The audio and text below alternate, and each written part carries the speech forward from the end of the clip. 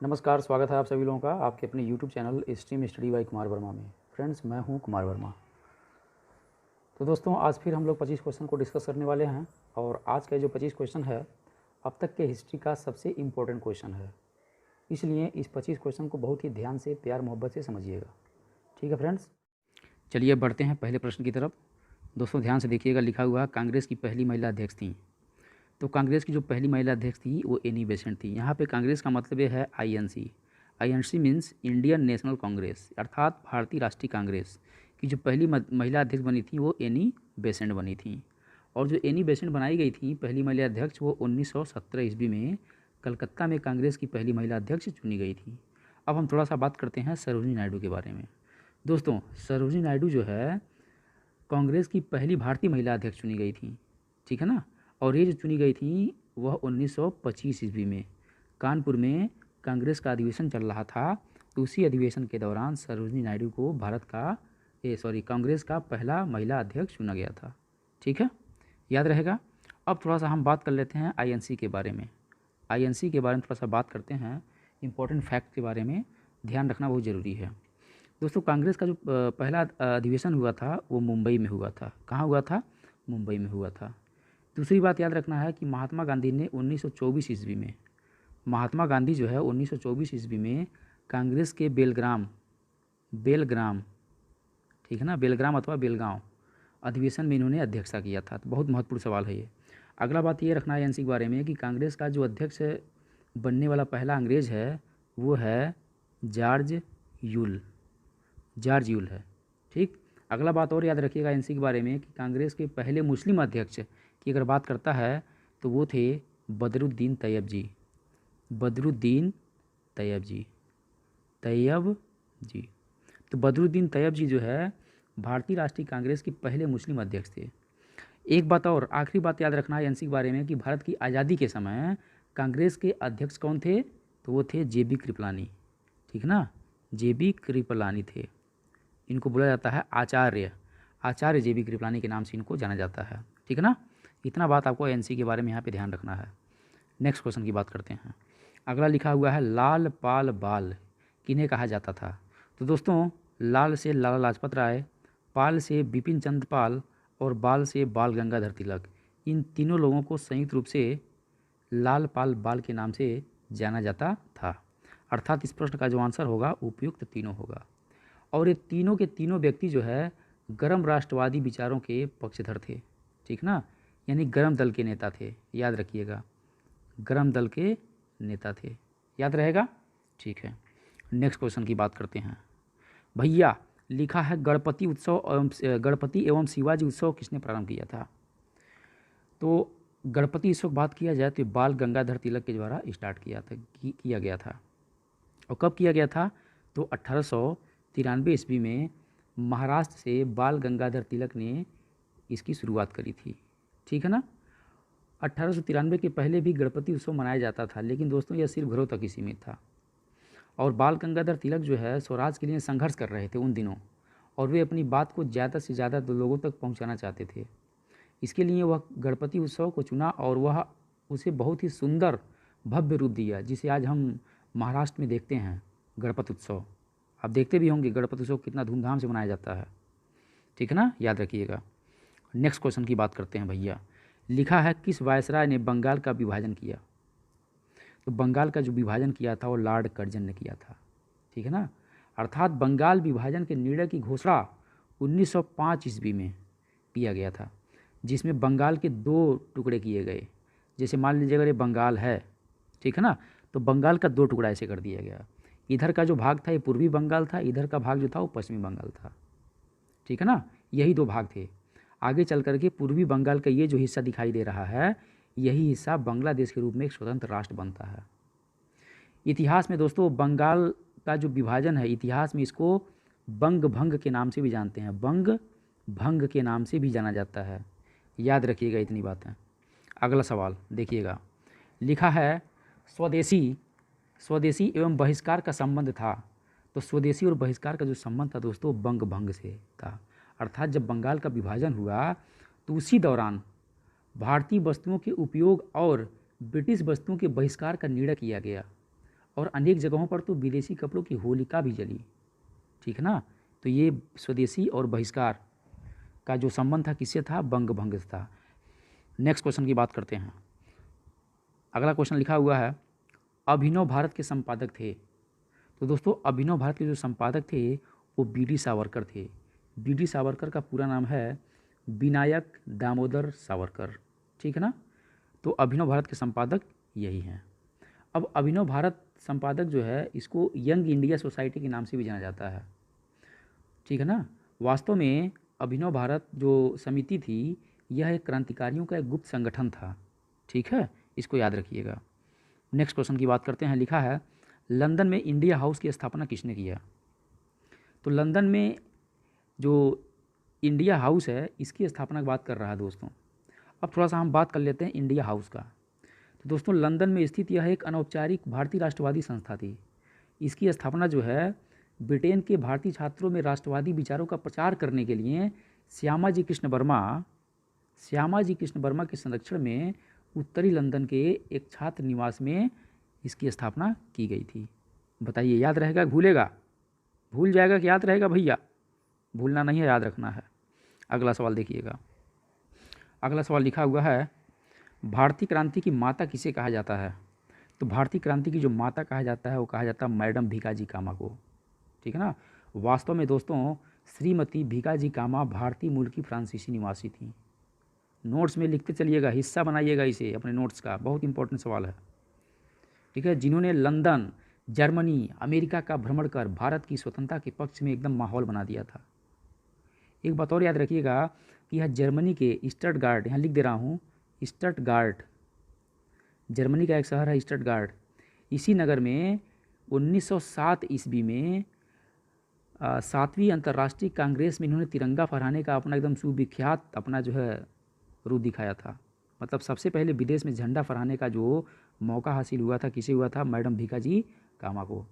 एक बात और याद रखना है कि मैडम भीकाजी कामा लंदन में दादा भाई नौरोजी की प्राइवेट सेक्रेटरी थी, और दादा भाई नौरोजी वही हैं जिन्होंने भारत में सबसे पहले राष्ट्रीय आय की गणना किए थे, ठीक है, समझ गए आप।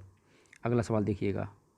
नेक्स्ट क्वेश्चन लिखा हुआ है, निम्न में से किसे विदेश में सर्वप्रथम भारतीय राष्ट्रीय ध्वज फहराने का श्रेय प्राप्त है। तो अभी मैंने बताया जर्मनी में सबसे पहले कौन फहराया था, स्टटगार्ट में, तो मैडम भीकाजी कामा को यह जो है अवसर प्राप्त है। किसे श्रेय जाता है, मैडम भीकाजी कामा को। अगला सवाल देखिएगा। लिखा हुआ है, मुस्लिम लीग की स्थापना कब की गई। तो दोस्तों अगर मुस्लिम लीग की बात किया जाए तो 1906 ईस्वी में इसकी स्थापना हुआ था, ठीक है ना। एक्चुअल में बंगाल के विभाजन, जब बंगाल का विभाजन हुआ तो यह सांप्रदायिक विभाजन को भी जन्म दे दिया। तो इसी के चलते दोस्तों 30 दिसंबर 1906 ईस्वी को ढाका के नवाब आगा खां और नवाब मोहसिन उल मुल्क के नेतृत्व में भारतीय मुस्लिमों के अधिकारों की रक्षा के लिए मुस्लिम लीग का स्थापना अर्थात गठन किया गया था। बताइए याद रहेगा, भूलेगा? भूलना नहीं है भैया, याद रखना है। अगला सवाल देखिएगा। अगला सवाल लिखा हुआ है, 1911 ईस्वी में आयोजित दिल्ली दरबार के समय भारत के वायसराय थे। तो जब दिल्ली दरबार लगा था 1911 में तो उस समय लॉर्ड हार्डिंग था, ठीक है ना, वायसराय। घटना सुनिएगा। 1911 का जो दिल्ली दरबार था वो लॉर्ड हार्डिंग के द्वारा आयोजित किया गया था। और क्यों किया गया था, तो ये किया गया था जॉर्ज पंचम और उनकी महारानी इस अवसर पर भारत आए थे। इसी दरबार में एक घोषणा के द्वारा बंगाल के विभाजन को रद्द कर दिया गया और साथ ही जो राजधानी थी कलकत्ता, वो कलकत्ता से दिल्ली लाने की घोषणा भी कर दी गई। याद रहेगा, ठीक है। अगला सवाल देखिएगा भैया, आगे चलते हैं। अगला क्वेश्चन लिखा हुआ है, गदर पार्टी के संस्थापक थे। तो गदर पार्टी के जो संस्थापक थे वो थे लाला हरदयाल, ठीक है ना, लाला हरदयाल थे। अब वास्तव में गदर पार्टी थी क्या, तो सुनिए ध्यान से। गदर पार्टी की स्थापना अमेरिका के सैन फ्रांसिस्को, ठीक है ना, अमेरिका का एक शहर है, नाम है सैन फ्रांसिस्को, में 1913 ईस्वी में जो है गदर पार्टी की स्थापना कर दी गई थी। और क्यों की गई थी, तो अंग्रेज़ों के साम्राज्य को ख़त्म करने के उद्देश्य से की गई थी, ठीक। थोड़ी सी बात कर लेते हैं लाला हरदयाल का। तो भारतीय स्वतंत्रता संग्राम के उन अग्रणी क्रांतिकारियों में से एक थे जिन्होंने विदेश में रहने वाले भारतीयों को देश की आज़ादी की लड़ाई में योगदान के लिए प्रेरित किए थे। ठीक है, गदर पार्टी के संस्थापक कौन है? तो लाला हरदयाल हैं। समझ गए आप। अगला सवाल देखिएगा, लिखा है कांग्रेस की स्थापना के समय भारत का वायसराय था। तो कांग्रेस की स्थापना जब हुआ था उस समय जो वायसराय था वो था लॉर्ड डफरिन। ठीक है ना, जिसकी स्थापना कौन किए थे? कांग्रेस की स्थापना कौन किया था? तो A.O. ह्यूम के द्वारा हुआ था। ये आपको बात पता है, पिछला वीडियो में मैंने डिस्कस किया हुआ है, आप देख लीजिएगा वहाँ। अगला क्वेश्चन देखिएगा, लिखा है गांधी जी किसे अपना राजनीतिक गुरु मानते थे? तो दोस्तों वो थे गोपाल कृष्ण गोखले, इन्हीं को अपना राजनीतिक गुरु मानते थे। ठीक है ना। अब हम गोपाल कृष्ण गोखले की बात कर लेते हैं। तो गोपाल कृष्ण गोखले की अगर बात किया जाए दोस्तों तो भारतीय स्वतंत्रता संग्राम में एकदम अग्रणी रहे। ठीक है ना, और यह एक स्वतंत्रता सेनानी होने के साथ साथ एक मजे हुए राजनीतिज्ञ भी थे। इन्होंने दोस्तों गांधी जी को देश के लिए लड़ने की प्रेरणा भी दी थी, इसीलिए महात्मा गांधी इनको गुरु मानते थे। ठीक है ना, याद रखिएगा। अगला सवाल लिखा हुआ है स्वराज मेरा जन्म सिद्ध अधिकार है, किसने कहा था? तो वास्तव में स्वराज मेरा जन्म सिद्ध अधिकार है इतना ही नहीं है, ये पूरा स्टेटमेंट क्या है? स्वराज मेरा जन्म सिद्ध अधिकार है और मैं इसे लेकर ही रहूँगा। इसको किसने कहा था? तो बाल गंगाधर तिलक के द्वारा कहा गया था। दोस्तों बाल गंगाधर तिलक को एक शीर्षक भी प्राप्त था, वो था लोकमान्य। लोकमान्य मतलब लोगों द्वारा स्वीकृत, यही इसका मतलब होता है, आप समझ गए हो। अगला सवाल देखिएगा दोस्तों, लिखा हुआ भारत में सर्वप्रथम होम लीग की स्थापना किसने की? तो सबसे पहले अगर होम लीग की बात किया जाए तो स्वराज प्राप्त के लिए बाल गंगाधर तिलक ने 28 अप्रैल 1916 ईस्वी को पूना में एक बेलगांव पड़ता है, तो पूना के बेलगांव में होम रूल लीग की स्थापना की गई थी। और होम रूल लीग का उद्देश्य क्या था? तो दोस्तों इसका उद्देश्य जो था वो ब्रिटिश साम्राज्य के अधीन रहते हुए संवैधानिक तरीके से स्वशासन को प्राप्त करना था। ठीक है ना, याद रहेगा। ठीक है, समझ गए हो आप। तो फिलहाल इस प्रश्न का जो आंसर है वो कौन है? बाल गंगाधर तिलक है। अगला सवाल देखिएगा, अगला सवाल लिखा हुआ दोस्तों जलियांवाला बाग हत्याकांड कब घटित हुआ था? तो जलियांवाला बाग जो हत्याकांड घटित हुआ था वो हुआ था 13 अप्रैल 1919 को। अब हम थोड़ा सा चर्चा कर लेते हैं जलियांवाला बाग हत्याकांड का। दोस्तों रोलेट एक्ट के विरोध चल रहा था, ये रोलेट एक्ट, ध्यान से सुनिएगा। तो रोलेट एक्ट के विरोध में जगह जगह पर जनसभाएं आयोजित हो रही थीं। इसी दौरान सरकार ने पंजाब के लोकप्रिय नेता डॉक्टर सैफुद्दीन किचलू, ठीक है ना, पंजाब के नेता थे डॉक्टर सैफुद्दीन किचलू और एक थे डॉक्टर सत्यपाल, इन दोनों लोगों को गिरफ्तार कर लिया गया। क्यों किया गया? क्योंकि रोलेट एक्ट का ये लोग विरोध कर रहे थे। अब जब गिरफ्तारी हो गई तो उसी गिरफ्तारी का विरोध करने के लिए भारत के पंजाब प्रांत में अमृतसर में स्वर्ण मंदिर के बगल में जलियांवाला बाग है, तो उसी बाग में जनसभा आयोजित हो रही थी। तो उसी जनसभा में बिना किसी कारण के एक अंग्रेज ऑफिसर था, नाम था जनरल डायर। क्या नाम था? General Dyer. तो जनरल डायर ने क्या किया, लोगों के ऊपर गोलियां चलवा दी और उसमें बच्चे, बूढ़े, महिलाएं बहुत सारे मारे गए और बहुत सारे घायल हुए, मतलब सैकड़ों की संख्या में लोग मारे गए। ठीक है ना। तो इसी दौरान जलियांवाला बाग हत्याकांड के दौरान ही तो रविन्द्रनाथ टैगोर जी, ब्रिटिश सरकार ने जो उन्हें नाइटहुड अथवा सर की उपाधि दी हुई थी, इस सर की उपाधि को इन्होंने क्या किया था, इस हत्याकांड के विरोध स्वरूप इन्होंने सर की उपाधि ब्रिटिश सरकार को वापस लौटा दी थी। ठीक है ना, याद रखिएगा। तो ये कब हुआ था जलियांवाला बाग हत्याकांड? 13 अप्रैल 1919 को, याद रखिएगा। अगला सवाल देखिएगा, अगला सवाल लिखा हुआ दोस्तों कि अमृतसर के जलियांवाला बाग में आयोजित सभा पर किसने गोलियां चलाई? तो अभी मैंने बताया था कौन चलवाया था बिना किसी कारण के, तो चलवाया था जनरल डायर ने चलवाया था। ठीक है ना। कहाँ पर है जलियांवाला बाग? तो अमृतसर में है, और अमृतसर कहाँ है? पंजाब में है। समझ गए हो आप। अगला क्वेश्चन लिखा हुआ है जलियांवाला बाग हत्याकांड के बाद किस भारतीय ने अपनी सर की उपाधि वापस दी? सर मतलब नाइटहुड। तो सर की उपाधि किसने त्याग दिया था? रविन्द्रनाथ टैगोर ने त्याग दिया था। आप समझ गए हो। अगला क्वेश्चन है भारत में पृथक निर्वाचन पद्धति अथवा सांप्रदायिक निर्वाचन पद्धति की शुरुआत कब की गई? तो यह की गई थी दोस्तों 1909 ईस्वी में की गई थी। ठीक है ना। और यह एक अधिनियम के तहत की गई थी। उस अधिनियम का नाम था भारत परिषद अधिनियम 1909। अब भारत परिषद अधिनियम 1909 क्या है, तो यूनाइटेड किंगडम की संसद के द्वारा पारित एक ऐसा अधिनियम था कि इस अधिनियम के द्वारा ब्रिटिश भारत के शासन में भारतीयों की हिस्सेदारी अल्प मात्रा में बढ़ा दी गई थी। इसे मार्ले मिंटो सुधार भी कहा जाता है। ठीक है ना। ऐसा इसलिए है क्योंकि उस समय मार्ले जो है ये भारत के सचिव थे और लॉर्ड मिंटो जो है ये भारत के वायसराय थे। तो इन्हीं दोनों के नाम पर इसे मार्ले मिंटो सुधार की संज्ञा दी गई थी। और यह बेसिकली मुसलमानों के लिए पृथक निर्वाचन प्रणाली इसी अधिनियम के तहत जो है जारी की गई थी। आप समझ गए हो। अगला सवाल लिखा हुआ, गांधी जी ने भारत में सर्वप्रथम सत्याग्रह का प्रयोग कहाँ किया। तो सत्याग्रह का मतलब दोस्तों होता है सत्य के लिए आग्रह, और यह स्टार्ट हुआ था चंपारण 1917 ईस्वी में। ध्यान से घटना सुनिएगा दोस्तों, ठीक है ना। गांधी जी के नेतृत्व में बिहार के चंपारण जिले में, ठीक है ना, 1917 में एक सत्याग्रह हुआ था। इसे चंपारण के नाम से जाना जाता है। और दोस्तों गांधी जी के नेतृत्व में भारत में किया गया यह पहला सत्याग्रह था। ठीक, एक बात यहाँ बहुत महत्वपूर्ण बता रहा हूँ, जो चंपारण सत्याग्रह बिहार में हुआ था वह तिनकटिया पद्धति के विरोध में किसानों का आंदोलन था। कौन पद्धति, तो वो था तिनकटिया पद्धति, ठीक है ना। अर्थात जो चंपारण सत्याग्रह जो हुआ था वो किसानों का विद्रोह था, ठीक है ना। किसके अगेंस्ट, तिनकटिया पद्धति के अगेंस्ट, ठीक है ना। समझ गए हो आप। आगे बात करते हैं। अगला सवाल लिखा है, अमृतसर में किसानों को किसकी खेती करने के लिए तिनकटिया पद्धति लागू की गई। देखिए तिनकटिया पद्धति यहाँ पर आ गई है, ठीक है ना। जो सत्याग्रह अभी स्टार्ट हुआ था चंपारण से, तो वास्तव में नील के लिए लागू किया गया था।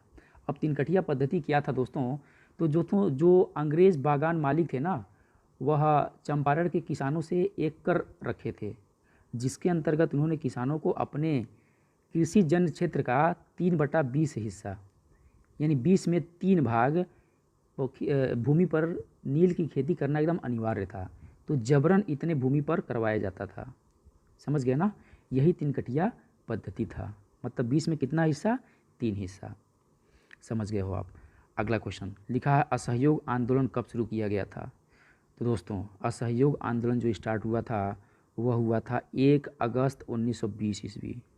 कब हुआ था, 1 अगस्त 1920 ईस्वी को असहयोग आंदोलन स्टार्ट किया गया था। अब असहयोग आंदोलन चलाया क्यों गया, तो ध्यान से सुनिएगा दोस्तों। देखिएगा, गांधी जी के नेतृत्व में पहली बात यह चलाया जाने वाला प्रथम जन आंदोलन था। पहली बात है ये, ठीक है ना, इसको याद रखना है। और असहयोग आंदोलन का जो संचालन है वह स्वराज की मांग को लेकर के किया गया था। और इसका जो उद्देश्य था वो सरकार के साथ सहयोग न करके कार्यवाही में बाधा उत्पन्न करना इसका मेन फोकस था, ठीक है ना। असहयोग आंदोलन आप समझ गए हो कब स्टार्ट किया गया है, तो 1920। कब, 1 अगस्त 1920 को किया गया है। आप समझ चुके हो। अगला क्वेश्चन देखिएगा। अगला क्वेश्चन लिखा है, किस घटना के कारण असहयोग आंदोलन स्थगित कर दिया गया। तो दोस्तों वो घटना थी चौरी चौरा कांड, ठीक है ना। अब चौरी चौरा कांड क्या है, बहुत ही प्यार से समझिएगा दोस्तों। उत्तर प्रदेश में गोरखपुर, जानते हैं गोरखपुर एक डिस्ट्रिक्ट है उत्तर प्रदेश में, तो गोरखपुर के पास एक पड़ता है कस्बा, उसका नाम है चौरी चौरा। तो उसी कस्बा में 4 फरवरी 1922 ईस्वी को कुछ भारतीयों के द्वारा एक पुलिस चौकी में आग लगा दी गई थी, जिसमें लगभग 22 पुलिस कर्मचारी जो है जिंदा जल गए थे। इसी घटना को चौरी चौरा हत्याकांड के नाम से जाना जाता है। और इसी घटना के परिणाम स्वरूप दोस्तों गांधी जी ने कहा कि हिंसा होने के कारण असहयोग आंदोलन अब उपयुक्त नहीं रह गया है, इसलिए इसे इन्होंने क्या किया, स्थगित कर दिया। तो क्वेश्चन ये आता है, क्वेश्चन तो सामने ही है कि किस घटना के कारण असहयोग आंदोलन स्थगित कर दिया गया था। तो चौरी चौरा हत्याकांड के कारण, ठीक है ना, क्योंकि गांधी जी हिंसा नहीं चाहते थे, इसीलिए इन्होंने क्या किया था, चौरी चौरा कांड होने के बाद जो है असहयोग आंदोलन को स्थगित अथवा उसको वापस ले लिया था। आप समझ गए हो।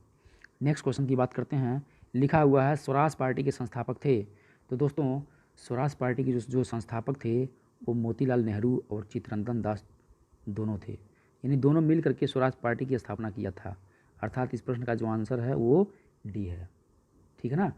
यहाँ पर स्वराज का मतलब क्या है, भारतीय भाषाओं में बात किया जाए तो अपना राज्य होता है, अर्थात अपना स्वयं का शासन स्वराज कहा जाता है। ठीक है ना।